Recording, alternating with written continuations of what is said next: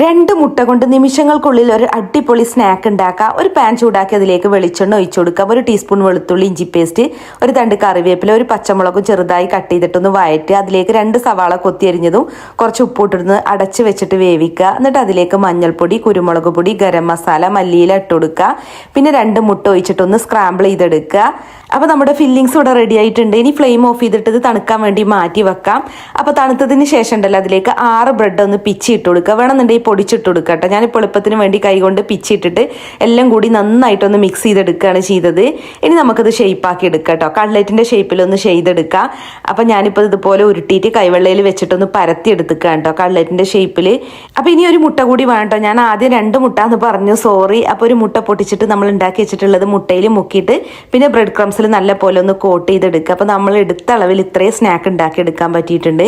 ഇനി നല്ല ചൂടായ എണ്ണയിലിട്ടൊന്ന് ഫ്രൈ ചെയ്യുക. ഒരു മീഡിയം ടു ഹൈ ഫ്ലെയിമിലിട്ട് തന്നെ ഫ്രൈ ചെയ്യുക. കാരണം ഫില്ലിങ്സ് ഒക്കെ ഓൾറെഡി കുക്കായതാണ്. അപ്പോൾ നല്ലൊരു ഗോൾഡൻ ബ്രൗൺ നിറാവുമ്പോൾ എണ്ണയിൽ നിന്ന് എടുക്കുക. നല്ല ടേസ്റ്റാണ് കേട്ടോ. എന്താണെങ്കിലും നിങ്ങൾക്ക് ഇഷ്ടാവുമെന്ന് ഉണ്ടാക്കി നോക്കോണ്ടു.